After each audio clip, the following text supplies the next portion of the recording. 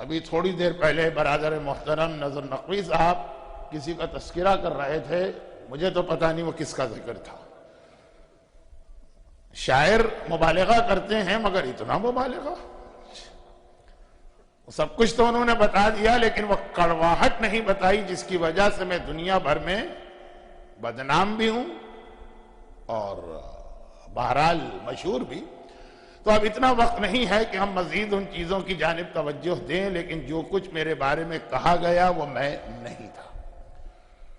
اور بہت ہی مختصر یہ بات کہ جب سے میں نے پہلی مجلس پڑھی، ہمارے تو کراچی کے ایسے مومنین یہاں پر ہیں جنہوں نے اتنا پہلے مجھے سنا، اور آج تک کبھی میں نے یہ دیکھا ہی نہیں کہ مجمع ہے کہ نہیں۔ اور آج کی دنیا تو اب چونکہ میڈیا کی دنیا بن گئی ہے، ہم لوگ خالی اسٹوڈیو میں ایک کیمرے کے سامنے مجلسیں پڑھنے کے عادی ہیں۔ تو بس میری گزارش محترم نذر نقوی صاحب سے بھی ہے کہ جب کبھی میری مجالس کا حوالہ ہو تو وہ صاحبان ایمان کو زیادہ ڈانٹے ڈپٹے نہیں، لانگ ویکینڈ ہو کہ کیسا ہی ویکینڈ ہو، کوئی آئے کہ نہ آئے، اس سے ہمیں کیا غرض۔ ہمارا کام ہے اپنی خدمت کرنا۔ یہ خدمت ہم مومنین کی نہیں کر رہے، اپنے امام کی کر رہے ہیں۔ اگر وہ دیکھ رہے، وہ قبول کر رہے تو کافی ہے۔ اب چونکہ یہ پانچوں کے پانچوں جشن، ان میں سے ہر جشن ایسا ہے کہ جس کے لیے کم سے کم ایک خمسہ ہونا چاہیے۔ ایک تقریر میں کیا ذکر کیا جائے، کیا ذکر نہ کیا جائے، بہت سی باتیں ذہن میں ہوتی تھی کہ یہ کل میں بیان کروں گا تو کل، اگلے دن پھر جس شخصیت کا تذکرہ ہے ان کا بیان، وہ بھی اتنا اہم بن جاتا ہے۔ تو یہ پانچوں تقاریر کا بیان تقریباً نامکمل سا رہا۔ میں خود اقرار کروں، مثلا جیسے حضرت عباس کل کی ایک تقریر، خالی حضرت عباس کا وہ خطبہ ہی پڑھتا ہوں جس کی آج کل بہت فرمائش ہوتی ہے، تو 3 دن یا 2 دن تو اس ایک خطبے میں لگ جاتے ہیں۔ تو ایک تقریر کے اندر جناب عباس کا ذرا سا بھی حق ادا ہو یہ ناممکن ہے۔ یہ میں نے اس لیے کہا کہ تقریباً ہر تقریر کے آخر میں یہ جملہ آتا تھا کہ آج کچھ باتیں رہ گئی ہیں جو کل مکمل ہوں گی، اور وہ کل مکمل ہونا تو درکنار، اس کا تذکرہ اشارتاً بھی نہیں ہو پا رہا ہے۔ لیکن یہ پانچوں جشن بہرحال اگر آپ ان کا ایکسس یا محور دیکھیں، جو قطب، تو وہ تو امام مظلوم کی ذات ہے۔ ثانیہ زہرا کا جو رول ہمارے سامنے کربلا میں آیا، جناب عباس کی جو شخصیت ہمارے سامنے آئی، جناب علی اکبر کا جو تذکرہ ہم آج کچھ کرنے جا رہے ہیں، بنیادی حیثیت تو جس طرح حدیث قصہ میں بنیادی حیثیت شہزادی کونین کو حاصل ہے، رسول اور علی کے ہوتے ہوئے بھی، تو اسی طرح ماہ شعبان کے یہ جتنے جشن آقا حسین کو اور آقا حسین کے حوالے سے پوری ایک تقریر تو ہو چکی ہے، لیکن کیا حق ادا ہوا؟ صرف 2 جملے، وہ بھی تشریح اور تفصیل نہیں، فضائل بھی نہیں، مشن، مقصد، حسین کا ہدف، اس کے حوالے سے 2 جملے کہہ دوں اور اس پہ تفصیلی گفتگو کبھی ہوگی۔ بعض چیزیں ایسی ہوتی ہیں کہ ہمیں الفاظ کو پکڑنے کی ضرورت نہیں ہوتی ہے، کہنے والے کی نیت بھی وہ نہیں ہوتی ہے جو اس کے الفاظ سے ظاہر ہو رہی ہے، لیکن پھر بھی اشارہ کر دینا پڑتا ہے کہ کہیں غلط فہمی نہ ہو جائے۔ آقا حسین کے حوالے سے اکثر یہ جملہ کہا جاتا کہ آقا حسین اور یزید جیسے فاسق و فاجر کی بیعت کرتے۔ بہت زیادہ یہ جملہ کہا جاتا ہے کہ یزید میں یہ خرابی تھی، یہ خرابی تھی، یہ خرابی تھی، یہ یزید کے خلاف چارج شیٹ ہے، اس لیے حسین نے اس کی بیعت نہیں کی۔ یہ شاید دوسرے لوگوں کو سمجھانے کے لیے تو صحیح، لیکن نہ ہمارا یہ عقیدہ بن سکتا ہے، نہ ہمارا یہ خیال ہو سکتا ہے۔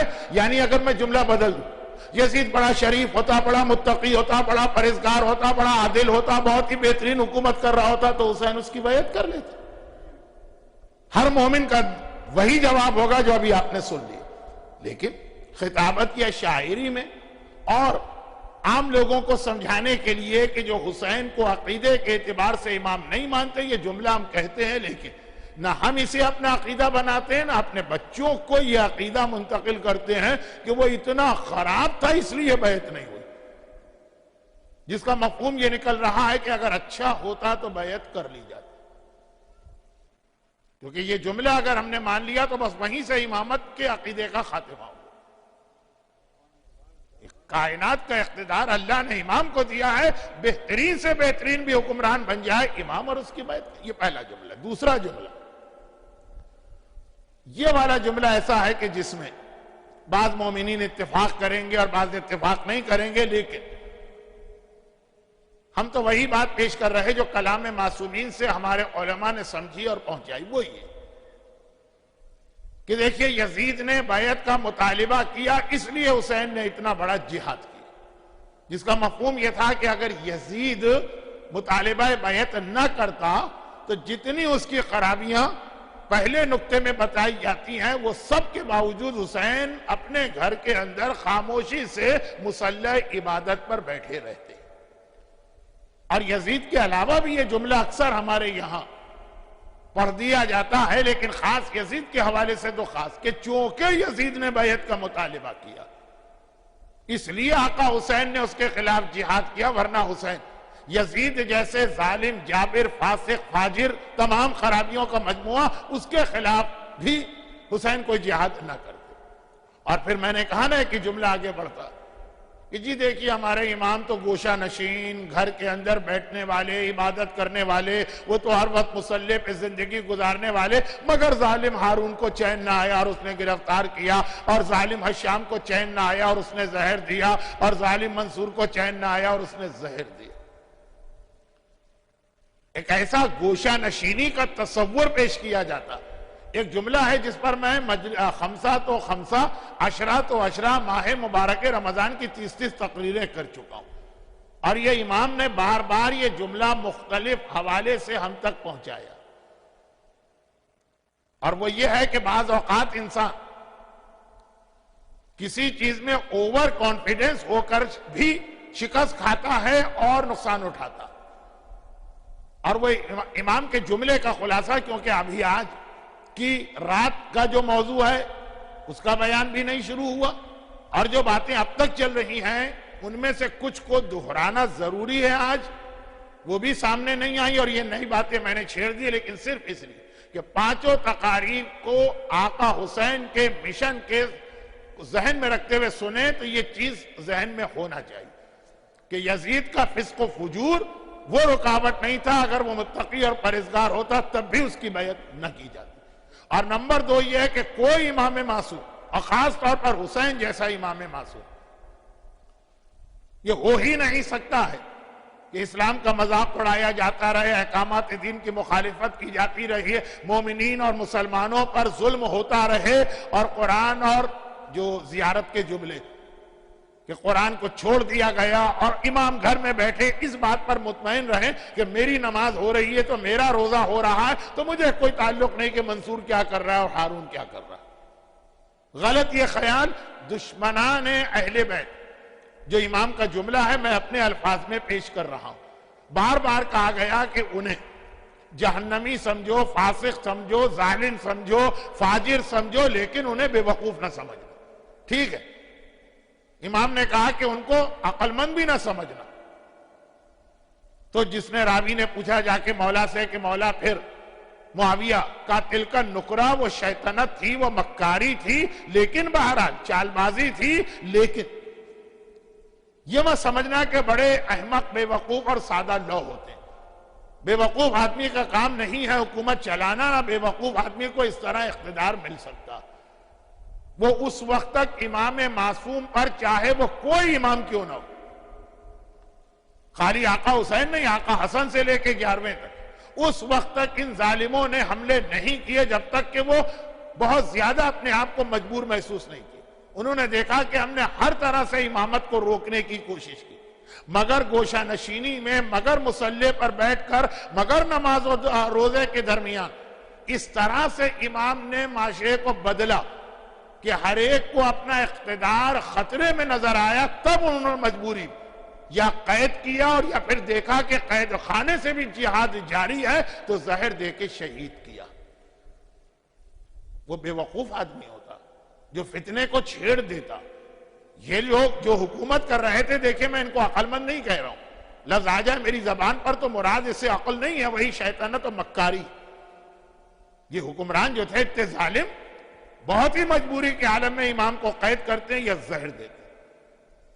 ان کو معلوم ہے کہ امام کو قید کرنا یا زہر دینا یہ ہمارے لیے کتنا خطرناک بنے گا، لیکن جب وہ یہ دیکھ رہے ہیں کہ امام مصلی پر بیٹھ کر گھر کے اندر بھی ایسا جہاد کر رہے ہیں، یہ تو چلیں انقلاب ایران کے بعد بہت سارے فوائد کے ساتھ ایک فوائد یہ کہ میڈیا کا بڑا اچھا استعمال ہو رہا ہے اور ایسے ایسے سیریل اور فلمیں ہمارے سامنے آ رہے ہیں کہ اب بہت سارے لوگوں کو تاریخ کے ایسے گوشے پتہ چلے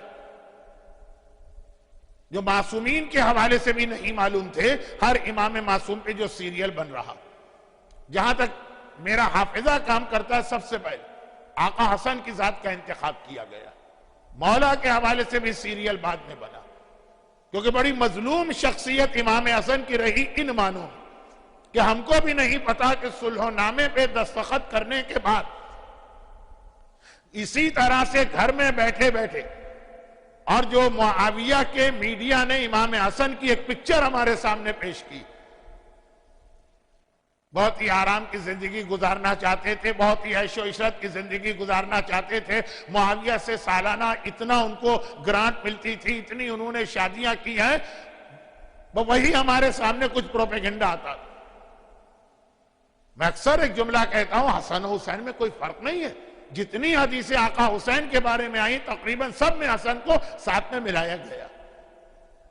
چنانچہ اگر 41 ہجرہ میں حسین کی امامت ہوتی تو وہی قلم حسین کے ہاتھ میں ہوتا جو صلح نامے پہ دستخط کر رہا، اور 61 ہجرہ میں اگر حسن مجتبیٰ کی حکومت ہوتی تو وہی ذوالفقار حسن کے ہاتھ میں کربلا میں چل رہی ہوتی جو ہمیں حسین کے ہاتھ میں نظر آئی۔ ایسا نہیں ہے کہ حسن جہاد کرنے سے یا میدان میں نکلنے سے گھبراتے تھے، انہیں آرام دہ زندگی پسند، اور حسین بہت ہی شجاعت والے تھے اس لیے انہوں نے جہاد کیا، ایسا نہیں۔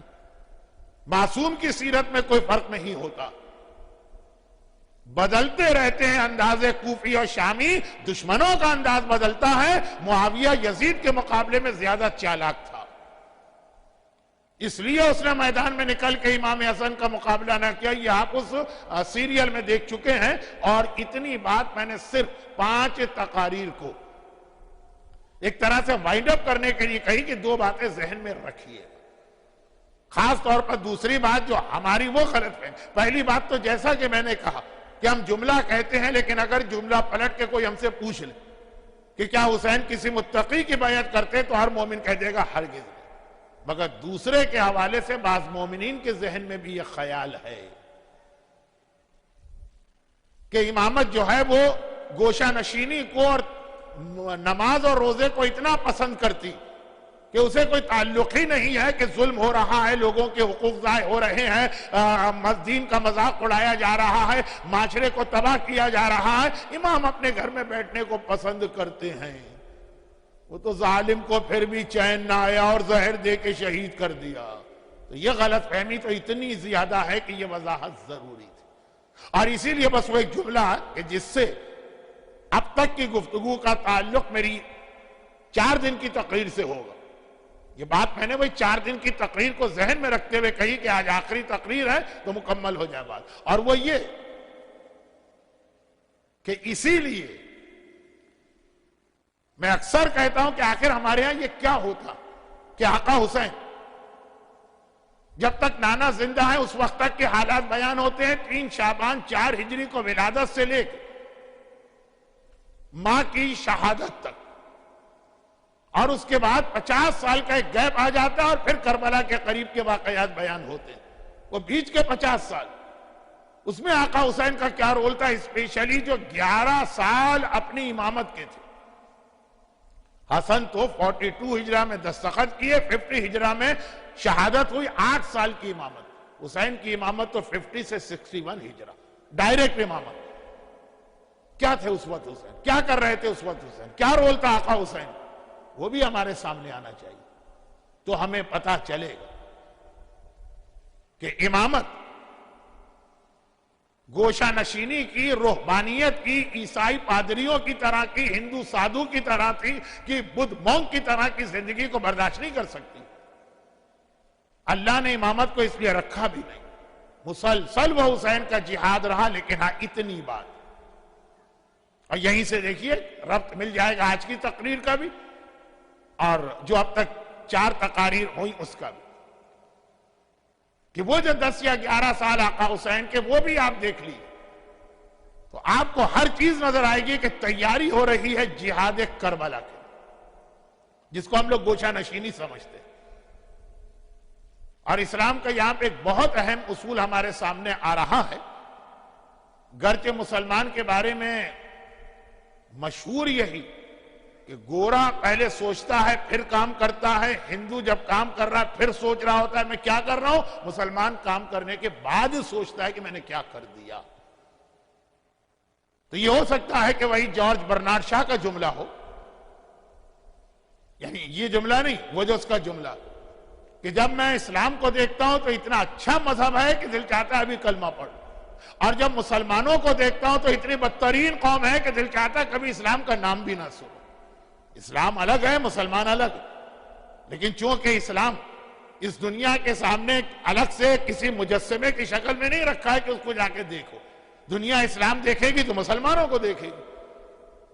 تو یہ جو ایک اصول بن گیا کہ مسلمان کام پہلے کرتا ہے اور سوچتا بعد میں کہ میں کیا کر بیٹھا، اور یہ صحیح بھی ہے، یہ اسلام نہیں۔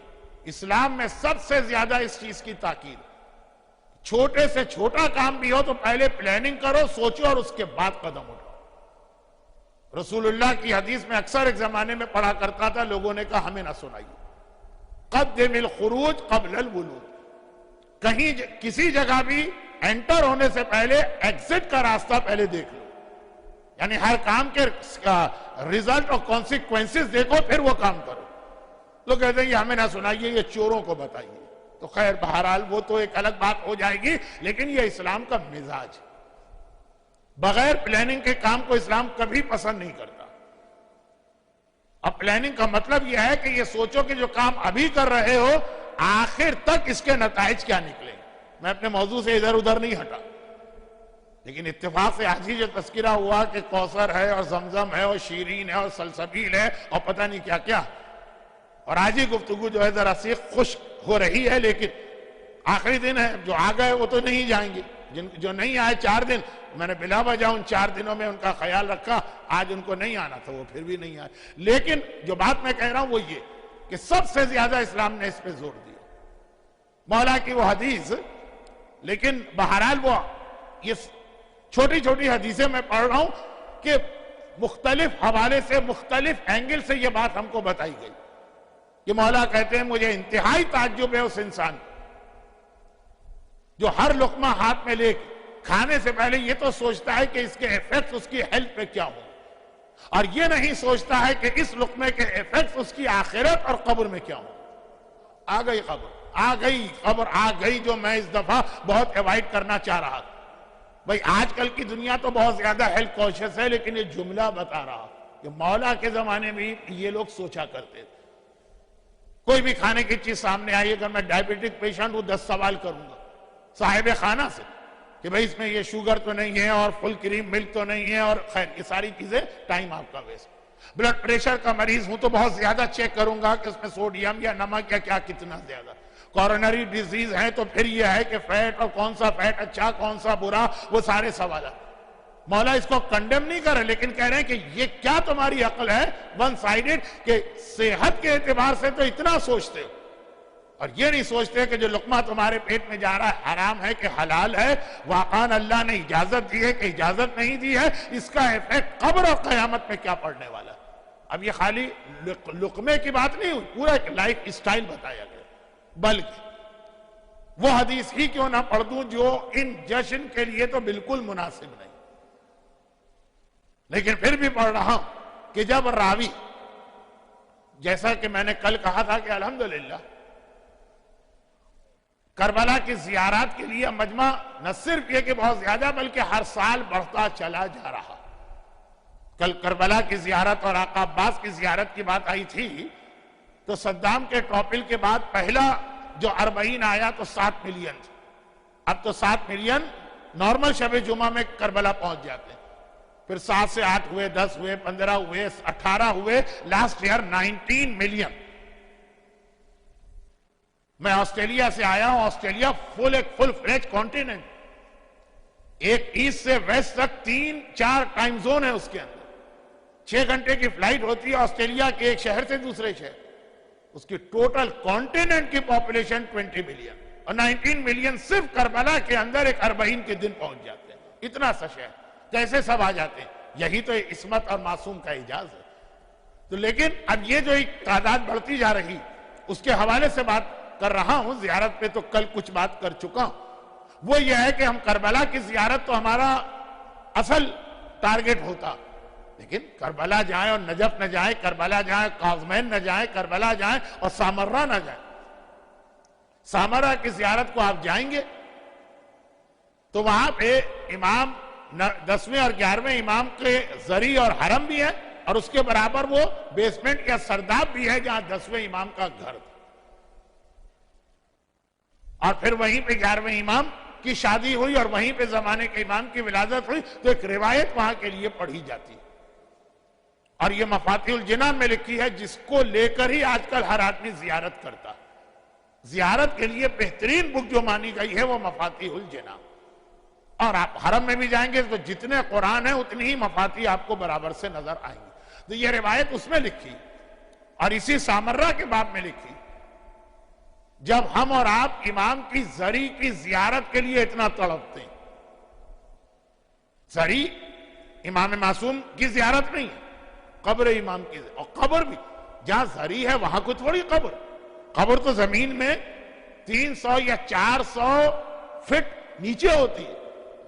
1400 سال میں زمین کا لیول اونچے ہوتے آج جہاں کھڑے ہو کے ہم زری پہ زیارت پڑھتے ہیں، قبر اس زری کے اندر نہیں، صرف ایک زری ہے جو قبر کے لیول کی ہے، اور وہ ہے نجف میں مولا کائنات کی قبر، وہ زری کے بالکل اندر قبر ہے۔ باقی سب جو ہیں ایٹ لیسٹ 300 فیٹس ڈیپ جائیے، مگر خالی زری کی زیارت مومن کو اتنا سیٹسفیکشن دیتی۔ تو جب امام خود بنفس نفیس ہمارے درمیان تھے اور امام کے چہرے کی زیارت، کس طرح لوگ تڑپ کے پہنچتے ہوں گے کہ زری کی زیارت میں اتنا لطف و مزہ آتا۔ میں خالی ثواب کی بات نہیں کر رہا ہوں، ثواب اپنی جگہ ہے، بعض ایسی چیزیں ہیں جس میں ثواب بہت، لیکن آدمی اسے استعمال کرتا ہے، اس میں مزہ اتنا نہیں ہوتا۔ 22 رجب کے کنڈے ہمارے زمانے میں ہوتے تھے، میں کوئی حضرت آدم یا حضرت نوح کا دوست نہیں رہا ہوں، بہت پرانا زمانہ نہیں، تو مثلا ہمارے ہاں کھیر ہوتی تھی، اب نہیں ہوتی ہے کھیر، اتنی سی اور میٹھی ٹکیا اتنی سی، لوگوں کو اس میں ٹیسٹ نہیں آتا۔ اب چھولے ہوتے ہیں اور چاٹ ہوتی ہے اور سموسے ہوتے ہیں، اور اگر آپ کو بھوک لگ رہی تو میں روک لیتا ہوں ورنہ اور مسئلہ ہو جائے گا۔ ایک طرف کونے میں کچھ میٹھی ٹکیا اور کھیر بھی ہوتی ہے کہ اس کے بغیر نظر نیاز یا دسترخوان نہیں ہوتا، لیکن یہ باقی اتنے آئٹم جو ہیں جو اس سے 10 ٹائم زیادہ کیوں آ گئے کہ وہ ثواب کی نیت سے چکھے جاتے ہیں، مزے کے لیے دوسری چیزیں چاہیے۔ تو اب یہ ہے کہ مزہ الگ چیز ہے، ثواب الگ چیز ہے۔ بہت ساری ایسی غذائیں ہیں، طب معصومین پڑھ لیجئے، طب امام رضا پڑھ لیجئے، امام کو یہ کھانا بہت پسند تھا، وہ کھانا بہت پسند تھا، ہم نہیں کھا سکتے اس کو، صرف چکھتے ہیں۔ ستو بہت پسند ہے امام کو، جو کے ستو، ہماری ایج کا شاید پھر بھی انسان بڑے شوق سے اسے پیے، اور تو میں تو کل بھی کہہ چکا، پرسوں بھی کہہ چکا، اب تو مجھے لگ رہا ہے کہ کہیں یہ میرا اپنا سیلف پروپیگیشن نہ ہو جائے۔ حج اور زیارت کے قافلوں کے ساتھ جاتا ہوں۔ اب زمزم کی بات ہو رہی تھی، اگر ہمارے برادر محترم یہ دیکھ لیتے کہ آج کل زمزم کی کتنی توہین کی جاتی ہے، کس طرح پیروں میں اور ٹوائلٹ میں ہو۔ ہمارے یہاں پرانے زمانے میں زمزم کم تھا تو بڑی عزت تھی، آج جا کے دیکھیے وہاں زمزم کا کیا حشر ہوتا۔ تو شاید وہ میرے لیے لفظ زمزم استعمال نہ کرتے، لیکن کوئی اور کہتا کہ ہاں ان کا بھی وہی حشر ہو۔ تو اب اگر آپ اپنے بچے کے سامنے زمزم رکھیے اور کوک رکھیے گا، ثواب کے لیے زمزم پیے گا، مزہ اس کو اسی کوک میں آئے گا، اس لیے کہ ثواب الگ چیز ہے، مزہ۔ لیکن واقعاً کربلا کی زیارت اور زری کی زیارت کریں، خالی ثواب ہی نہیں ملتا ہے، اتنا لطف اور ایک ایسا روحانی پلیجر مل رہا ہوتا۔ یہ والی زیارت زری کی، اور اگر خود امام سامنے بیٹھے تو مومنین 1400 سال پہلے جان کو خطرے میں ڈال کر کسی نہ کسی طرح خدمت امام میں پہنچتے تھے۔ 10ویں امام سامرہ میں قید ہیں، البتہ 7ویں کی طرح سے جیل نہیں، 4تھے کی طرح سے دمسکس کا قید خانہ نہیں، ہاؤس اریسٹ ہے، گھر کے اندر، گھر ہے وہی جو بیسمنٹ ہے سرداب مقدس، لیکن چاروں طرف جو ہے وہ ملٹری کا پہرا ہے، کوئی امام سے مل نہیں سکتا، ایک مومن کسی طرح پہنچ گئے۔ اب اس کو سمجھانے کا وقت نہیں ہے، اگرچہ آج میرا دل چاہتا ہے کہ 3 میں سے اس گھڑی کے اعتبار سے مجلس پڑھوں جو رکی ہوئی ہے 1 گھنٹے سے، کیوں نہ دیکھیں، اس کو دیکھیں، وہ کبھی بجائے گی نہیں 10:30۔ نہیں، اگر دیکھیں تب بھی نقصان نہیں ہے، میں نے کہا نہیں، گھڑی تو آگے بڑھ ہی نہیں رہی، وہیں پر رکی ہوئی ہے، دیکھیے۔ اچھا خیر، خلاصہ یہ وہ ادھر والی 9-10، تو خلاصہ یہ ہے کہ پہنچ گیا خدمت امام میں، ورنہ خالی یہ بھی سمجھانا پڑتا ہے کہ جب اتنا سخت ملٹری کا پہرا تو کیسے پہنچا، لیکن پہنچ گئے۔ امام کے کمرے میں داخل ہوا، مفاتیح الجناح کی روایت، سامرہ کی زیارت کے سلسلے کی روایت، جیسے امام کے کمرے میں داخل ہوا، امام ہاؤس اریسٹ ہے، جیل کے سیل میں نہیں ہے، باقاعدہ پورا کمرہ ہے، گھر ہے، دیکھا امام کے سامنے قبر کھودی گئی، امام کے کمرے میں قبر ہے جس میں امام 24 گھنٹے رہتے۔ اچھا، اس کے دل میں خیال آیا کہ ہر امام کو اپنی موت یا شہادت کی اطلاع ہوتی ہے، پہلے سے پریپریشن ہوتی ہے، شاید امام کی شہادت کا وقت قریب آ گیا، یہ خیال دل میں آیا، رونے لگا۔ اچھا، امام نے تو پلٹ کے دیکھا بھی نہیں کون آیا ہے، دروازہ ادھر تھا، قبلہ ڈائریکشن یہ تھا، امام بیک کر کے بیٹھے، مگر فوراً اس کا نام لیا، اے فلاں ابن فلاں، جو خیال تیرے دل میں آیا یہ غلط خیال ہے، ابھی میری موت کا وقت نہیں آیا، بہت وقت باقی۔ پہلے تو وہ گھبرا گیا کہ امام نے تو پلٹ کے بھی نہیں دیکھا، میرا نام بھی لیا، میرے باپ کا نام بھی لیا، میرا دل کا خیال بھی پہچان لیا، پھر ایک دم اس کو پتا چلا کہ ہاں اسی لیے تو ساری دنیا کو چھوڑ کے اس دروازے پہ جھکتا ہوں، کہ امام ہے جو دل کی باتیں بھی جانتے ہیں، امام ہے کہ جن کو ضرورت نہیں ہے کہ آنکھ ہی سے کسی کو دیکھیں، امامت کی بصارت تو ایسی ہے کہ صفین کی لڑائی میں اگر مالک اشتر نے 999 مارے اور علی کی تلوار سے 1000 مارے گئے، اور مالک نے سوچا کہ صرف ایک کا فرق ہے، تو کیا کہا تھا میرے مولا نے، یہ ایک کا فرق نہیں ہے، تیرے سامنے جو آیا تلوار سے مارا گیا، میرے سامنے جو آیا قیامت تک پہلے یہ چیک کیا گیا کہ اس کی نسل میں کوئی مومن تو پیدا ہونے والا نہیں ہے۔ میدان جنگ رات کے اندھیرے میں علی کی تلوار چل رہی ہے، اور ہر دشمن کی بھی نسل کو دیکھ رہی۔ یہاں 2 جملے، ایک جملہ یہ ہے کہ مولا نے کہا میں نے قیامت تک پہلے اس کی نسل کو دیکھا، ایک یہ ہے کہ میں نے اس کی 40 پشتوں کو دیکھا۔ اچھا، اس سے کوئی فرق پڑتا؟ ایک تھوڑا سا فرق پڑتا، لیکن چونکہ اس سال میں جو تقاریر کر رہا ہوں وہ 15 شعبان کی مناسبت سے نہیں، 40 پشتوں کے لفظ کو لے کے بعض لوگوں نے کیلکولیشن کی کہ مولا نے 40 کہا تھا، اس کا مطلب یہ ہے کہ 40th پشت کے بعد جو ہے وہ دنیا سے کفر ختم ہو جائے گا، صرف مومن ہی مومن رہیں گے، تو 40 جنریشن کتنے سالوں میں ہوتی ہے، اتنے سالوں میں امام آئیں گے۔ یہ ایک بڑی دلچسپ کیلکولیشن، اور یہ ایک الگ ٹاپک ہے جو آلریڈی ٹاپک میں چھیڑ چکا ہوں، وہ کمپلیٹ نہیں ہو رہے، لیکن میں نے کہا کہ بعض اوقات اتنے سے فرق سے بھی روایت کا نتیجہ الگ ہو سکتا، وہ اپنی جگہ۔ تو اب امام نے پیچھے مڑ کے بھی دیکھا نہیں، نام لیا، باپ کا نام لیا، دل کا خیال بتایا، تو راوی نے کہا مولا اگر آپ کی شہادت کا وقت نہیں تو یہ قبر کیوں؟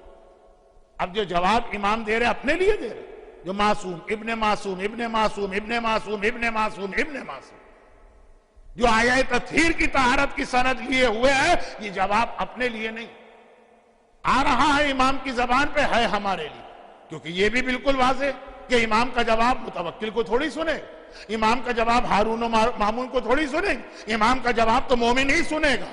امام نے کہا یہ قبر اس لیے کہ میں زندگی میں کوئی کام انجام دوں، پہلے اپنے آپ سے پوچھ لوں کہ اس کا قبر میں فائدہ ہے کہ نقصان۔ اگر ایک کام میرے سامنے آ گیا بہت اچھا لگ رہا ہے، بہت اچھا، لیکن میرے ایمان نے بتایا کہ قبر میں اس کا نقصان، کام چھوڑ دو۔ ایک کام آیا بھی بہت برا لگ رہا، لیکن میرے دل نے کہا کہ قبر کے لیے فائدہ مند ہے، وہ کام کر دو۔ ایک عورت کو حجاب کرنا ابھی بہت اچھا لگ رہا ہے، لیکن قبر میں یہ فائدہ دے گا کہ نقصان، پتا چلا دنیا میں تو بڑی تعریفیں ہوں گی، جس محفل میں جائیں گے خواتین سوال پوچھیں گی کہ بہن یہ ڈریس کہاں سے خریدا، ہمیں بھی منگوا دو جب پاکستان جانا، لیکن قبر میں جا کے جب فرشتے سوال کریں گے چھوڑ دو۔ اور یہ پتا چلا، اب یہ میں بہت اسٹرانگ ایگزامپل دے رہا ہوں، جو زیادہ میں انڈیا اور پاکستان میں دیتا ہوں، آپ تو یہاں آ ہی گئے، اور وہ یہ کہ کسی کو دنیا کے کسی بہترین ملک کی نیشنلٹی مل رہی ہے، سٹیزن شپ، ہر اعتبار سے بہتر ہے، لیکن پہلے سوال کرو کہ یہ قبر میں تو کہیں میرے لیے نقصان دہ نہیں۔ اگر پتا چلا کہ اس کے نتیجے میں جنریشن لاسٹ ہو جائیں گی، اور دین و ایمان جو والدین نے ہم تک پہنچایا ہم اپنی تیسری جنریشن تک نہیں پہنچا پائیں گے، قبر میں جواب دینا پڑے گا، چھوڑ دو وہ چانس، مس کرو وہ اپرچونیٹی، ٹھوکر مار دو کہ نہیں جانا وہاں پر۔ امام نے کہا قبر اس لیے ہے کہ ہر چیز کا کرائیٹیریا میں قبر کو بنا رہا ہوں۔ ذرا سا ایسا لگا کہ میں جشن کے موضوع سے ہٹا، اب تک تو جشن پر ہی بات ہو رہی تھی، یہ صرف 2-4-5 منٹ، اور ہارڈ لگ ان مومنین کی جو ابھی آئیں۔ اب نظر نقوی صاحب دیکھیں گے تو اطمینان ہو جائے گا کہ مومنین آ گئے، شاید انہی کا اعلان سن کے انٹرنیٹ بند کر کے لوگ یہ پہنچے، لیکن خلاصہ یہ ہے کہ یہ جو بیچ کی ایک گفتگو آئی، میں نئے مجمع کو بتا رہا، اس سے پہلے میں آقا حسین کے مشن پہ بات کر رہا تھا جو جشن کا مقصد ہے۔ یہ ایک چھوٹی سی بات، یہ ٹاپک سے ریلیٹڈ ہے، لیکن ضمناً آ گئی بات تو میں نے ذرا پھیلا دی کہ یہ مومن کو اصول دیا گیا ہر چیز میں بہت لانگ ٹرم پلاننگ کرنا، اور اسی لیے اسلام کے اہم ترین مستحبات میں یہ کہ آدمی اپنی زندگی کے اندر اپنی قبر کو تیار کر کے رکھے۔ آدمی اپنی قبر خرید، بلکہ کچھ علاقوں میں تو جہاں قبر کا الاٹمنٹ بھی ہو جاتا تو وہاں تو لوگ مہینے میں یا ہفتے میں ایک دن جا کے کچھ دیر قبر میں آرام کرتے۔ یہ تو بہرحال آسکنگ ٹو مچ ہو جائے گا، اس کو چھوڑ دو۔ اب مجھے پتا چلا کہ معصوم کے پروجیکٹ کے اندر یہ قبر کا بھی ایک پروجیکٹ، اور اتنا سستا ہے مجھے بھی یقین نہیں آ رہا، اس لیے کہ بہرحال اب آپ کو معلوم ہے کہ میں فی الحال پاکستان میں نہیں ہوں، آسٹریلیا میں۔ ہمارے ہاں بھی $1,500 سے $2,000 قبر، جبکہ زمین بہت ہے ہمارے پاس، پورا کانٹیننٹ صرف 20 ملین آدمی، زمین کوئی مسئلہ نہیں ہے، لیکن اب یہ بتا رہا ہے کہ $500 میں قبر۔ اور مجھے شکاگو کی بات نہیں پتا، لیکن کچھ ایسے بھی علاقے نارتھ امریکہ میں تھے کہ جہاں ٹوٹل اگر 500 قبروں کو $500 سے ملٹیپلائی کریں، یہ غالباً $2-2.5 لاکھ کا فل پروجیکٹ ہوگا۔ میں نے ایسے پروجیکٹ بھی اسی میں دیکھے کہ ایک آدمی نے کھڑے ہو کے کہا کہ میں سب کی طرف سے یہ ساری کی ساری قبریں خریدتا ہوں، یہ سارا پروجیکٹ خریدتا ہوں، پھر آپ دے دیجئے مومنین کو $2-2.5 لاکھ۔ یہاں کچھ ایسے لوگ ہیں، مجھے پتا ہے وہ میری مجلس میں کو تھوڑی آئیں گے، انہیں تو پتا ہے نا کہ کون مولانا پڑھ رہے ہو، کتنی ڈرائی مجلس پڑھ رہے ہیں، لیکن جو باقی جو بجٹ آ رہا ہے $500، تو مجھے تو لگ رہا ہے کہ واقعاً یہ ایک بہترین موقع مل رہا ہے، یہ اسلام کی اہم ترین عبادتوں میں ہے۔ ایک راوی نے پوچھا بھی تھا کہ مولا، فارسی کا ایک شعر ہے، اور میں شعر و شاعری کا آدمی تو ہوں نہیں، ترجمہ پڑھ دیتا ہوں، جس میں کہا گیا کہ اے خدا یہ تو نے کیا حکم دیا، ایک طرف تو کہہ رہا ہے کہ دریا میں پیر ڈالو، اور پھر کہہ رہا ہو پیر گیلے بھی نہ ہونے پا، دنیا میں بھیجا، شیطان کو بھی بھیجا، گناہ بھی اس دنیا میں ہے، اور پھر ہم سے کہا جا رہا گناہ نہ کرو۔ یہ تو دنیا میں بھیجتا ہی نہیں، وہیں جنت میں رکھتا تو یقیناً ہم گناہ نہ کرتے، یا شیطان کو پیدا نہ کرتا۔ اب بات بہت بہت بہت بہت لمبی ہو رہی ہے، اس لیے میں مختصر کرتا ہوں، گھڑی نہ دیکھوں لیکن کیلنڈر تو دیکھوں نا، ایسا نہ ہو کہ یہ پھر دنوں کے حساب سے تقریر ہو، تو بہت ہی مختصر بات۔ راوی نے کہا مولا گناہ سے بچنے کا بہترین طریقہ کیا؟ کہا اپنی قبر تیار کرو، قبر پہ غور کرتے رہو، اپنے گھر میں کفن تیار کرو اور وہاں رکھو۔ بہت سے لوگوں نے کفن خریدا، بزرگ کا انتقال ہو گیا، وہ کفن ڈھونڈا جاتا، کفن مل کے نہیں دیتا، کہاں رکھا تھا۔ 2-3 سال پہلے کربلا گئے تھے، کفن خرید کے لیے آیا، پتہ نہیں کہاں پہ رکھا ہوا۔ کفن وہاں رکھو جہاں تمہارے روزانہ پہننے کے ڈریسز ہیں، کہ جب کبھی وارڈروب کھولو گے بار بار کفن پہ نگاہ پڑے گی اور خیال آئے گا اصل لباس تو یہ۔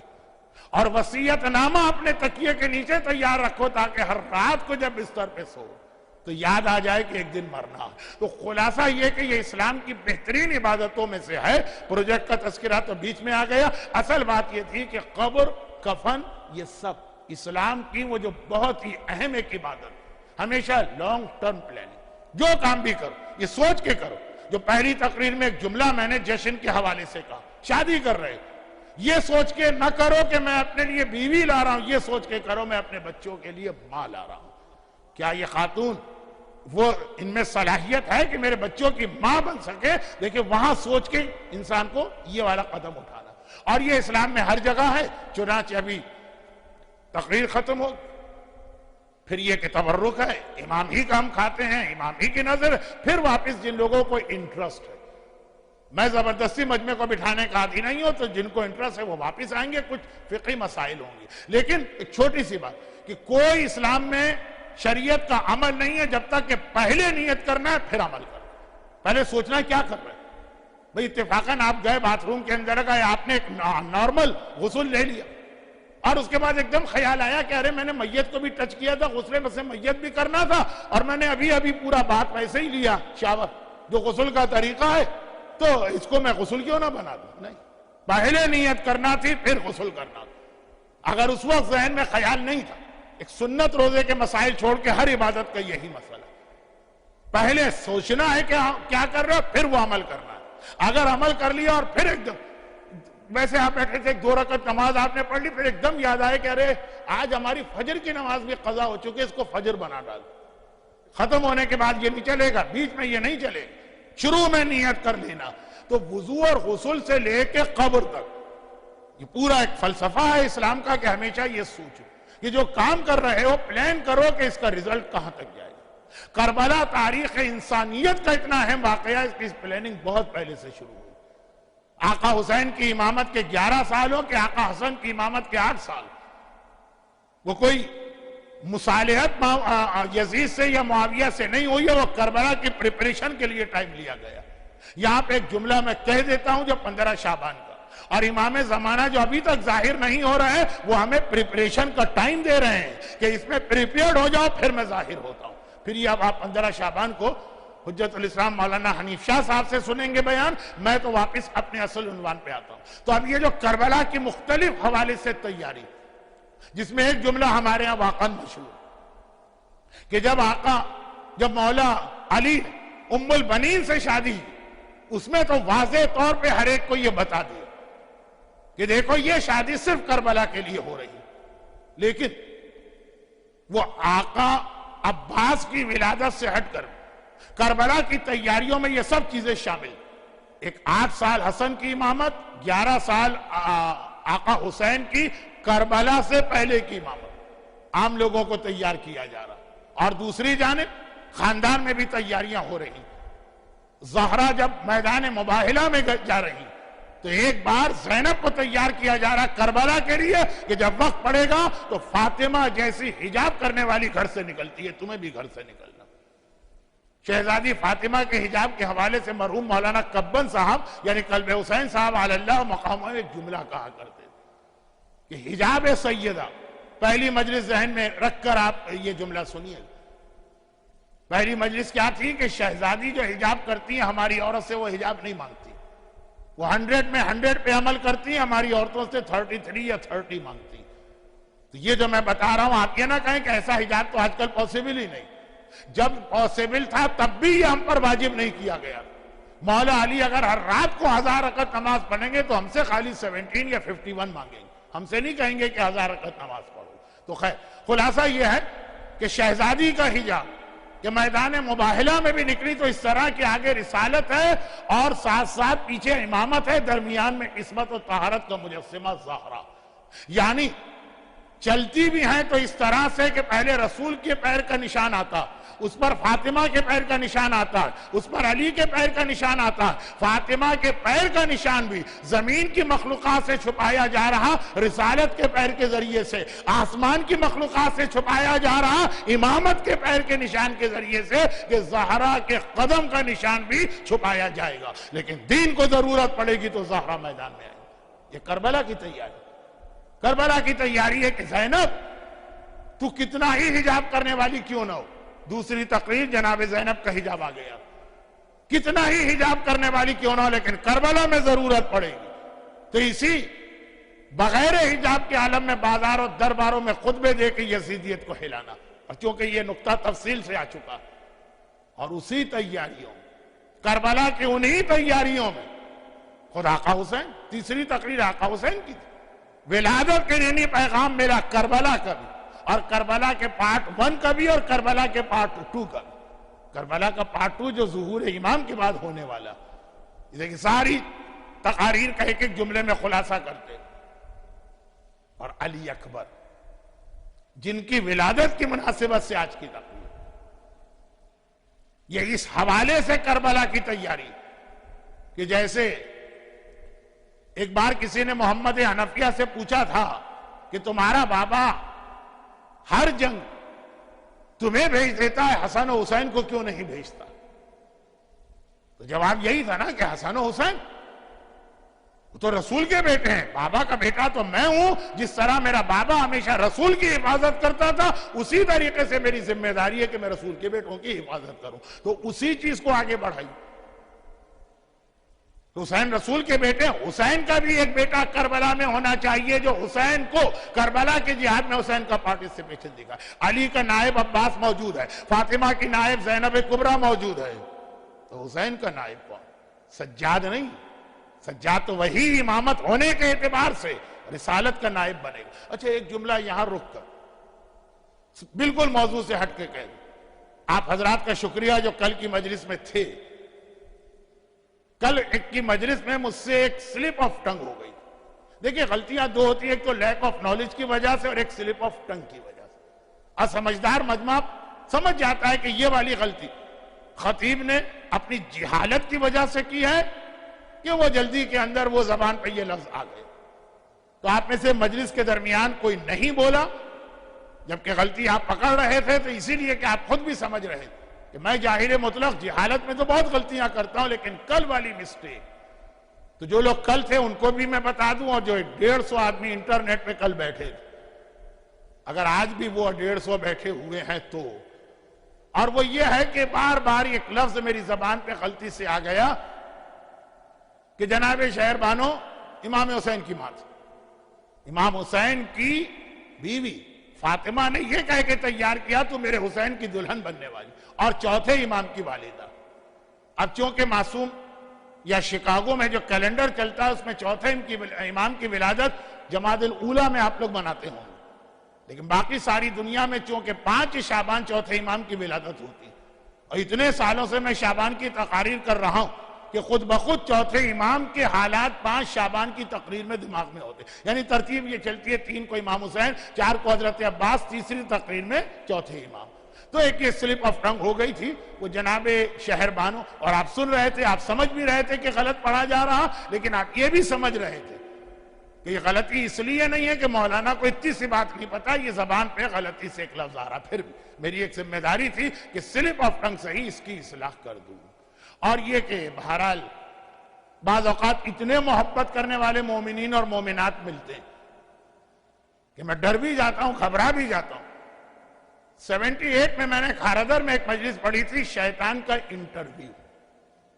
وہ کئی طرح سے پھر پڑھا. اس میں جو پہلی تقریر تھی وہ تھا، وہ شراب کے حوالے سے تھا، کیونکہ شیطان بھی کہتا ہے کہ آج تک شراب اور میوزک اور بے پردگی سے زیادہ میرے کام آنے والا کوئی ٹول نہیں بنا. یہ بہترین چیز میرے لیے بنائی گئی. چنانچہ ایک پوری تقریر شراب پہ تھی، شراب حرام، شراب کا یہ گناہ، شراب کے یہ کوڑے، شراب کی یہ سزا. لیکن بس 76 اس وقت تک میں ڈائیبیٹک بھی نہیں تھا، اس وقت تک بیماریاں بھی نہیں تھی، لیکن انسان ہے. پوری تقریر میں شراب کی جگہ لفظ پانی آتا رہا کہ پانی حرام ہے، پانی پینے کا اتنا نقصان ہے، پانی پہ اتنے کوڑے پڑیں گے، پانی پہ فرشتے اس طرح عذاب دیں گے، پانی پہ فجار قبر ہوگا، پانی پینے پہ یہ ہوگا، پانی پینے. پوری 1 گھنٹے کی تقریر. لیکن مجمع خوب سمجھ رہا تھا کہ مولانا کو کہنا شراب تھا، پہلی دفعہ لفظ شراب آ گیا، غلطی سے یہ پانی کی بات کر رہا. مگر جب پتہ چلا، ایک صاحب نے بتایا کہ ان کے ماں نے پانی پینا بند کر دیا. مولانا نے کہا پانی حرام ہے تو صحیح کہا. میں نے کہا اللہ اللہ، اتنی محبت ہے مجھے نہیں چاہیے. اور یہ تو ابھی 4 سال پہلے کی بات ہے، مکہ مکرمہ میں عمار یاسر کی والدہ جناب سمیہ کی قبر، اور بہت کم لوگوں کو معلوم. اور بالکل گیٹ 79 کے سامنے، مکے کے حرم کا گیٹ 79. گرچہ یہ کہنے کی ضرورت نہیں کیونکہ مدینہ کی مسجد میں تو گیٹ ہی ٹوٹل 74 ہے. 79 تو ہے مکے کے خانہ کعبہ کا گیٹ، اس کے بالکل سامنے. بہت مشہور، بہت اہم قبرستان. جس کی 2 ہسٹری ہیں. نمبر 1 یہ وہ قبرستان ہے جس میں عرب کے لوگ اپنی بچیوں کو زندہ دفن کرتے تھے, یہ وہ قبر. اور جناب عمار یاسر کی ماں سمیہ جنہیں ابو جہل برچھی سے شہید کیا, جو اسلام میں پہلا خون دینے والی ہیں, وہ یہاں پہ دفن. بالکل قبرستان سے ملا ہوا ہمارا ہوٹل تھا, مسرہ ہوٹل, جس میں امریکن اور یورپین گروپ بھی بہت ٹھہرتے تھے اور ہم لوگ بھی ٹھہرتے تھے. وہ ہوٹل جو تھا نا وہ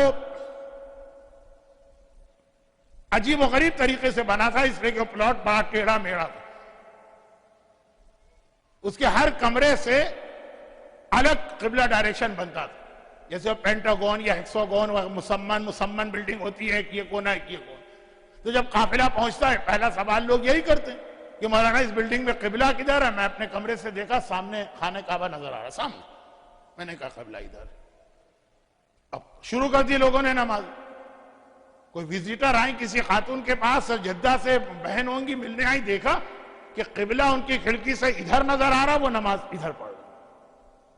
گھبرا کے کہا کہ بھائی یہ تو کوئی خالی قبلہ نما یا کسی میگنیٹ کی یا آئی فون وغیرہ کی بات نہیں, آنکھ سے یہ خانہ کعبہ نظر آ رہا, آنکھ سے تم نماز ادھر پڑھ. تو مولانا نے ادھر کہا تھا تو ہم کو تو مولانا کو فالو کرنا ہے. میں نے کہا اللہ اللہ, ایسا فالو تو مرجے کو بھی کرنا جائز نہیں ہے, ایسا فالو صرف امام کو کر سے. ہاں امام اگر کہہ دے خانہ کعبہ ادھر ہے, نماز ادھر پڑھنا ہے, ہم پڑھیں گے. یہ جو محبتیں مل جاتی ہیں, اور یہ امامت کا ہمارا عقیدہ. صحیح بخاری کی تو وہ حدیث ہے نا کہ جب رسول خدا مدینے پہنچے تو مکے کے اندر ایگریکلچر نہیں تھی, نہ کلچر تھا نہ ایگریکلچر تھا. تو مدینہ جو ہے وہ ایگریکلچر سٹی, خاص طور پہ کھجور. کھجور میں میل اور فیمیل ہوتا ہے, پودے میں بھی اس کو ملاتے ہیں تو کھجور پیدا ہوتا ہے. اللہ کے رسول جب پہلی بار مدینے میں گئے, یہ بخاری کی حدیث, تو دیکھا کہ مدینے والے میل اور فیمیل کھجور وہ ملا رہے ہیں. تو پیغمبر نے کہا یہ کیا نان سینس کام؟ کہا کہ یا رسول اللہ کھجور اس طرح پیدا ہوتی ہے. کہا اللہ نے تمہیں عقل نہیں دی؟ پودوں میں یا پھلوں میں یہ کیا کرے, چھوڑ دو اس کو. چھوڑ دیا انہوں نے. مدینے میں ایک بھی کھجور اس سال پیدا نہ ہو.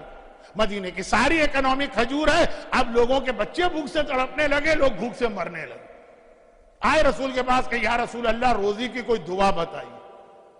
اور پیغمبر نے دیکھا سارا شہر ایک ساتھ آ رہا. کہا کہ کیا ہوا بھائی, تم لوگوں کی کھجوریں اس سال نہیں بکی؟ جواب دیا بکے تو جب پیدا ہو تو کھجور ہی اس سال پیدا نہیں ہوئی.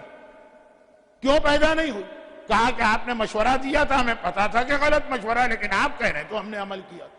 پیغمبر نے کہا کہ میں انسان ہوں, بڑی مسٹیک کرتا رہتا ہوں, میری ہر بات کو نہ مانا کرو. جب میں تمہیں کچھ بتایا کروں تو پہلے اپنے تجربے اور اپنی عقل سے غور کرو, سمجھ میں آئے تو عمل کرو, ورنہ ایسا ہی نقصان ہوگا.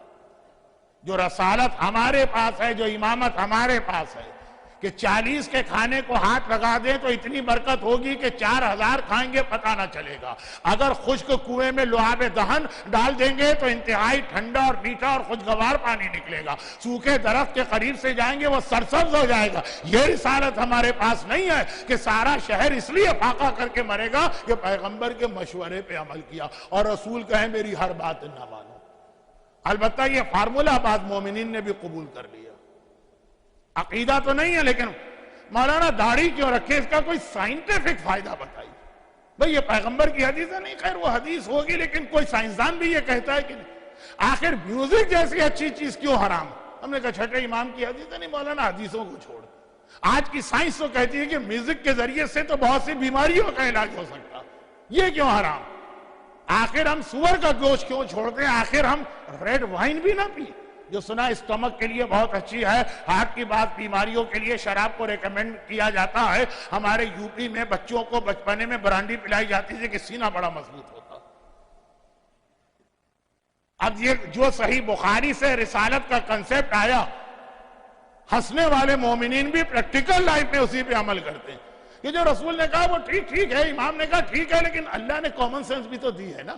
ان کی ہر بات تو نہیں مانیں گے نا, ہو سکتا ہے غلط بات ہوئی, لیکن یہ تو کہیں اور ہم چلے گئے. واپس میں آتا ہوں کل کی غلطی کی اصلاح کرتے ہوئے. لیکن وہ بات کیا چل رہی تھی جناب شہر بانو, وہ آقا حسین کی دلہن بنی, وہ سجاد پیدا ہوئے جو کربلا کا پورا جہاد حسین نے کیا, تو کربلا کو بچانے والا جہاد سجاد نے کیا. مگر جناب شہربانو کا انتقال چوتھے امام کی ولادت کے فوراً بعد ہو گیا تھا۔ اب حسین کی دوسری شادی کے لیے تلاش شروع ہوئی لڑکی کی۔ وہ غلطی کی اصلاح کرتے ہوئے بھی میں رہا اپنے ٹاپک کے اوپر۔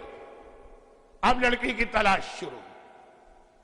ہمارے یہاں مولا علی کی بیوی کی تلاش بہت پڑھی جاتی ہے، حق بھی ہے پڑھی جائے، جناب عقیل ام البنین، سارا واقعہ میں نے کل پڑھا۔ اب اس انداز سے دوسری تلاش شروع، اب حسین، اب علی نہیں، اب حسین۔ سجاد امام وقت، سجاد کو کربلا میں شہادت نہیں دینا، سجاد کو کربلا کے اندر سے کوفے اور شام میں جا کے کربلا بچانا۔ کربلا کا ایک شہید چاہیے جو حسین کو ریپریزنٹ کرے۔ اور جیسا کہ میں نے کل کہا کہ عرب میں حسن و جمال کے اعتبار سے بہترین قبیلہ مانا جاتا تھا قبیلہ بنو ثقیف۔ ہر قبیلے میں اچھے اور برے لوگ ہوتے، مختار اسی قبیلے کے تھے۔ اب تو ماشاءاللہ آپ نے مختار نامہ دیکھ لیا اور پوری ہسٹری سمجھ میں آ گئی۔ سمجھدار مجمع ایک جملہ کہنے کی ضرورت تو نہیں ہے، لیکن پھر بھی کہہ دیتا ہوں کہ یہ جتنی سیریل جب بنائی جاتی ہیں، جب یہ سیریل کی شکل اختیار کرتی ہیں تو بہرحال ٹیلی ویژن کے یا فلم کے یا ڈرامے کے کچھ ریکوائرمنٹ ہے، تھوڑا بہت ہی ایسا کوئی میجر چینج نہیں، لیکن مائنر چینج ہسٹری میں کرنا پڑتا۔ تو مختار نامہ دیکھیں کہ معصومین کی جو سیریل ہے کہ اصحاب کہف کی ہے جناب یوسف کی، اس میں کہیں کچھ ایسی باتیں ہیں جو ممبر پر آپ دوسرے طریقے سے سنیں گے۔ ہر سمجھدار آدمی جانتا ہے، آپ تو ایسی میں مثال دینے جا رہا ہوں جو ممبر کی توہین ہے، کہ یہاں پہ جو بھی بیسٹ سیلر ناول ہوگا پھر اس کی فلم بنے گی ہالی ووڈ، لیکن تھوڑا سا چینج کرنا پڑتا۔ وہ تو فکشن ہے، فیکٹ تو چینج نہیں ہونے چاہیے، لیکن تھوڑا۔ یہ اس لیے میں نے کہا کہ بعض لوگ یہ سوال میرے پاس لے کے آتے ہیں، مولانا آپ نے مختار نامے میں یہ پڑھا ہے، سیریل میں یہ دکھایا گیا۔ تو واپس آ جائیے کہ مختار نامہ، جناب مختار اسی قبیلہ بنو ثقیف کے تھے، اور کائنات کی تاریخ کے بدترین ظالموں میں سے بھی ایک اسی قبیلے کا ہے، حجاج ابن یوسف۔ البتہ دشمنان اہل بیت وہ ہیں کہ ہم کہہ تو دیتے ہیں کہ فلاں کے بیٹے ہیں، فلاں قبیلے سے ہیں، اکثر کا نام و نسب ثابت نہیں ہے۔ تو واپس اصل بات پہ، قبیلہ بنو ثقیف حسن و جمال کے لیے بہت مشہور تھا، اور اب بہت احتیاط کی منزل آئی ہے۔ ابو سفیان اسلام کا کتنا بڑا دشمن، میں تو عرب دنیا میں بہت جاتا رہتا ہوں، تو غیر شیعہ عرب بھی کہتے ہیں کہ مولانا، وخیر وہ لفظ مولانا تو نہیں کہتے، کہ یہ معاویہ اور ابو سفیان اگر اسلام میں نہ ہوتے نا تو کتنا اچھا ہوتا اسلام۔ ہمارے یہاں انڈیا پاکستان میں بہت تعصب ہے، آپ ایک لفظ ان کے خلاف نہیں بول سکتے۔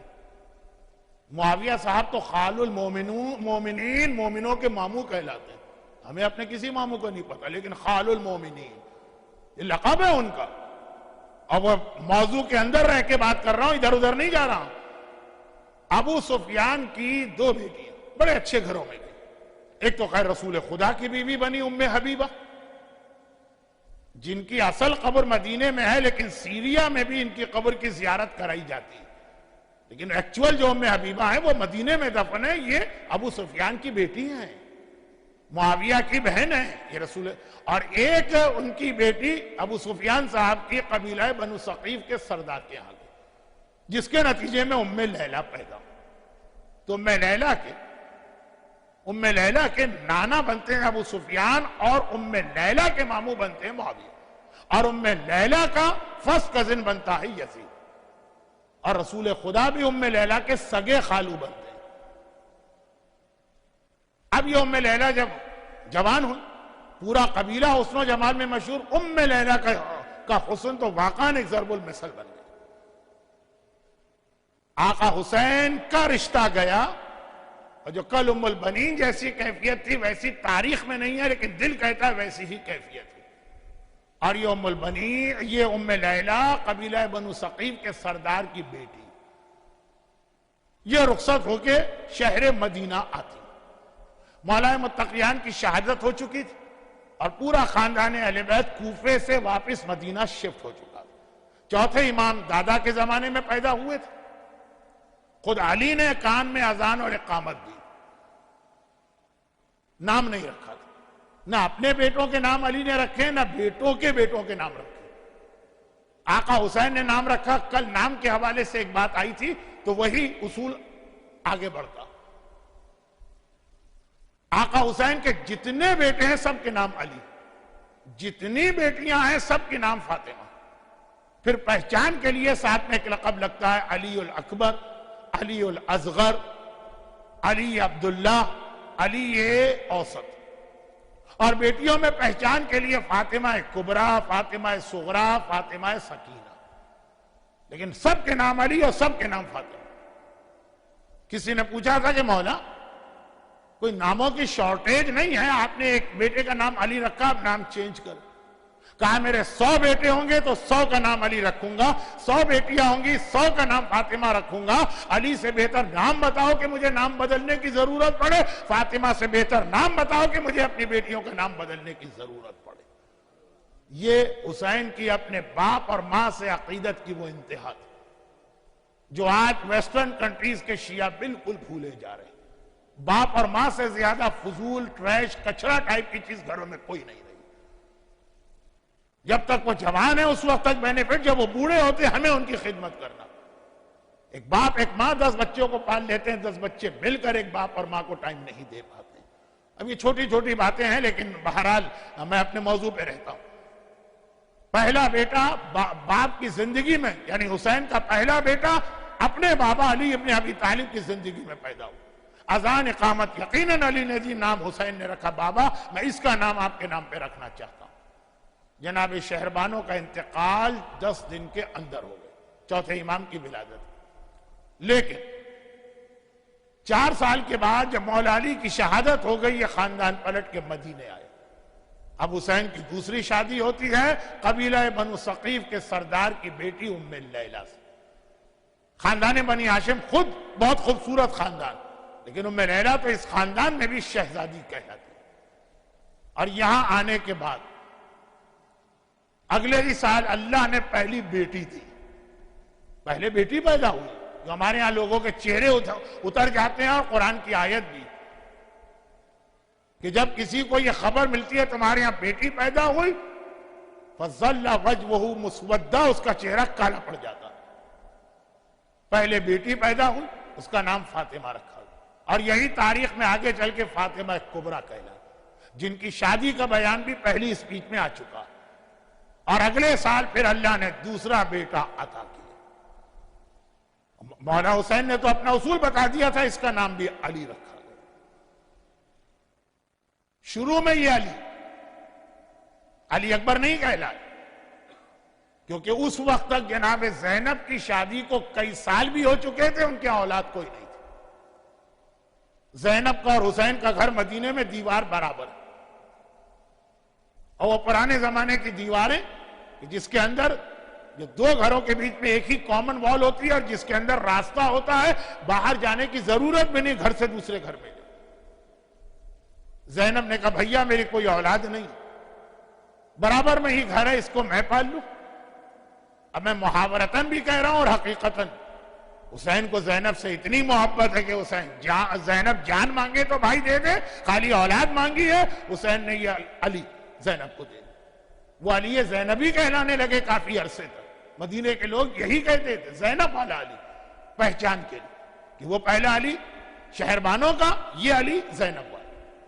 اور پھر جب علی اصغر کی ولادت ہوئی تو اکبر اور اصغر بنے. اسی لیے کہا جاتا ہے کہ علی اکبر کی ساری زندگی زینب کے گھر میں گزری. اور ام لیلہ بہت خوش, ان کو معلوم ہے کہ زینب کس کا نام. یہاں تک کہ حضرت عباس نے علی اکبر کو اپنی خصوصی شاگردی میں لیا. اور علی اکبر کے حوالے سے 2-3 جملے ہمارے ہاں بہت مشہور ہیں. پہلا یہ کہ شبیہ رسول خدا تھے. یہی وجہ ہے کہ آخری رخصت کے وقت بھی خاندان کی ہر بیوی نے آ کر اکبر کے چہرے کی زیارت کی. بھئی کربلا کی شہادت, علی اکبر کی شہادت کا بیان وقت نہیں, یعنی وقت تو ہوگا, موقع نہیں ہے کہ یہ ولادت کا جشن منایا جا رہا. لیکن کہا جاتا ہے کہ کربلا کے سارے مجاہدوں اکبر وہ واحد مجاہد تھا کہ جس کی رخصتی کے موقع پر اور میدان جاتے وقت ایسے واقعات پیش آئے جو کسی اور مجاہد کے لیے نہیں آئے۔ پہلا یہ کہ سب سے زیادہ ٹائم خیموں میں اکبر نے لگایا۔ یہ حمید ابن مسلم جو رپورٹر ہے یزید کا، وہ یہ کہتا اتنی دیر ہو گئی، اور خالی دیر نہیں، پردہ اٹھتا ہے خیمے کا اور گر جاتا۔ ایک ایک بی بی اکبر کی زیارت کرنا چاہتی ہے، اکبر کی بھی زیارت ہو جائے، رسول خدا کی بھی زیارت ہو جائے۔ کربلا کا یہ وہ واحد مجاہد ہے جس کو بھیجتے وقت حسین عمر سعد کے حق میں بد دعا دی، اے خدا عمر سعد کی نسل کو قطع کرے جس طرح وہ میری نسل کا خاتمہ چاہتا۔ یہ واحد مجاہد ہے کہ جب یہ مقتل جا رہا تھا، حسین پیدل اکبر کے گھوڑے کے پیچھے پیچھے چل رہے۔ لیکن جس طرح سے زینب نے اکبر کو پالا، کربلا میں یہ سب سے مشکل وقت تھا۔ علی اکبر عباس کے شاگرد بنے، عباس نے اکبر کو تلوار چلانا سکھائی، عباس نے سارے کے سارے میدان جنگ کے فنون اکبر کو سکھائے تھے، اور اکبر تھا بھی ایسا۔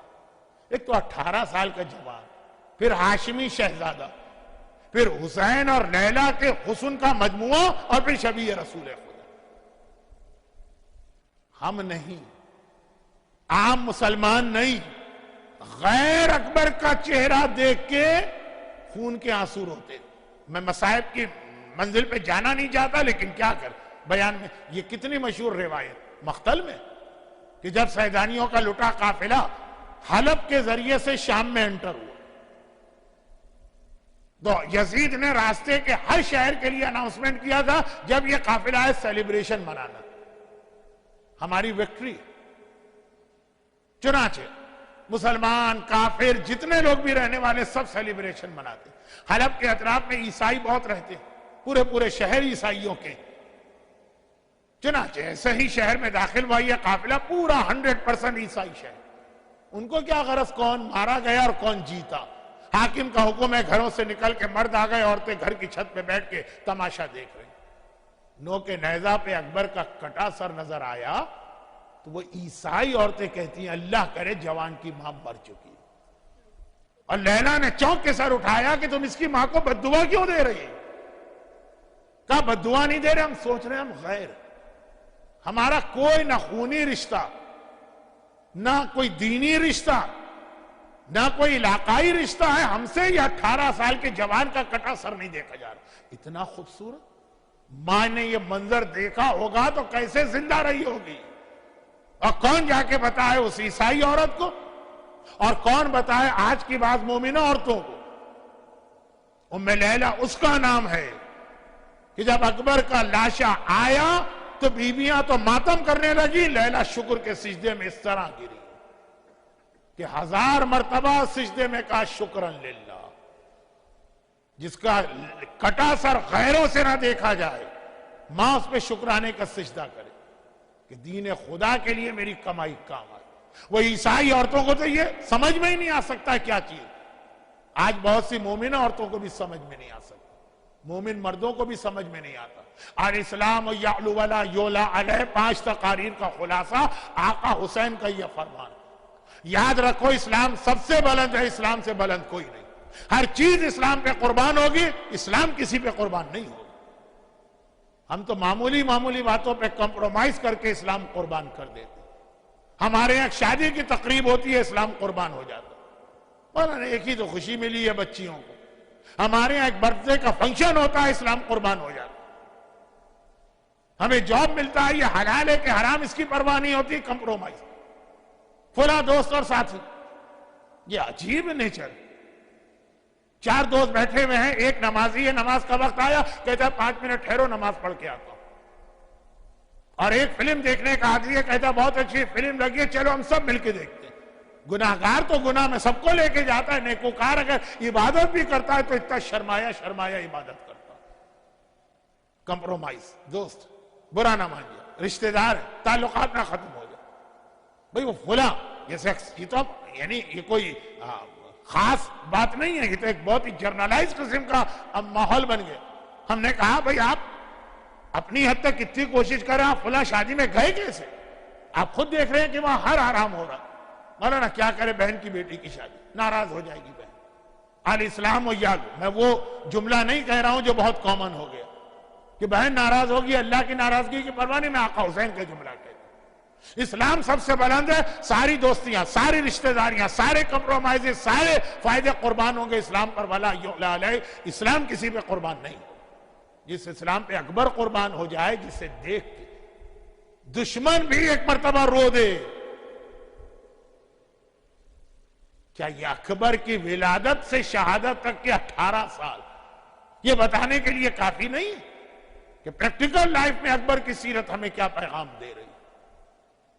اور ایک جملہ آخری کہہ دوں، باتیں بہت ساری ہیں لیکن چونکہ ابھی ہم کو دوبارہ آنا، سب کو نہیں، چند لوگوں کو، لیکن آنا تو ہے نا، تو اس لیے میں اپنی بات کو اختتام پہ لاتا ہوں۔ عبد الرزاق المقرب، عراق کے بہت بڑے خطیب، ان کی بہت ہی مشہور کتاب ہے مقتل الحسین، یعنی روایت تو بہت پرانی ہے، لیکن چونکہ آج کل ذرا سا 21 سینچری کا زمانہ ہے نا، کربلا کی ساری روایتوں پہ بھی بڑی ریسرچ کر رہے ہیں کچھ ہمارے ریسرچ اسکالرز، یہ غلط ہے، وہ ضعیف ہے، وہ جھوٹی ہے، وہ رونے کے لیے بنائی گئی، وہ بزرگوں کے غلط نظریات تھے۔ پوری دنیا میں اگر ان کو کوئی ڈسکشن کا ٹاپک یا ریسرچ کا ٹاپک ملا، باقی سارے مسئلے حل ہو گئے، میں کربلا ہی رہ گیا۔ تو اس لیے میں ان کتابوں کے ریفرنس بھی دیتا ہوں جو بہت ہی ریسرچ کے بعد 21 سینچری میں لکھی گئی، ورنہ مجھے تو ضرورت نہیں، میں ہمیشہ پرانی کتابوں کے حوالے دیتا ہوں۔ اور وہ یہ کہ ساری زندگی زینب نے اکبر کو پالا ہے، اکبر مقتل میں جاتے ہوئے زینب سے کیسے اجازت لے؟ جو محبت ہے زینب کو پتا ہے اکبر کہ میرا چہرہ دیکھ دیکھ کے میری پھوپھی جیتی، بڑے عجیب طریقے سے ایک جملہ کہا اور اس ہستی کا نام آ گیا کہ یہ ساری ولادتوں کی مبارکباد تو ہم انہی کو دیں گے، لیکن وہاں تک جانے کے لیے بس یہ آخری جو زینب کے خیمے میں آئے، کیسے بتائیں پھوپھی اماں مجھے جانا؟ 18 سال کا جوان قربان کرنا آسان نہیں، سن لینا پھر بھی آسان ہے۔ گود میں سر رکھ کے لیٹ گیا کہ پھوپھی اماں، آپ کو پتا ہے کہ جب سے میں نے ہوش سنبھالا ہر مسئلہ آپ سے پوچھا، آج مجھے ایک مسئلہ پیش آ گیا، بابا سے نہیں آپ سے پوچھا ہے، آپ بتائیں گے۔ دوسری تقریر میں جناب زینب کبریٰ کے علم کا تذکرہ ہو چکا ہے، وہ ہمیں عقیدے سے پتا ہے کہ حسین امام ہے، زینب امام نہیں، ورنہ علم ایسا ہے کہ علم امامت و نبوت کی سرحدوں میں داخل ہوتا۔ آپ سے پوچھا، آج بھی آپ سے پوچھنا۔ زینب نے کہا بیٹا اول تو یہ مسئلہ پوچھنے کا وقت نہیں،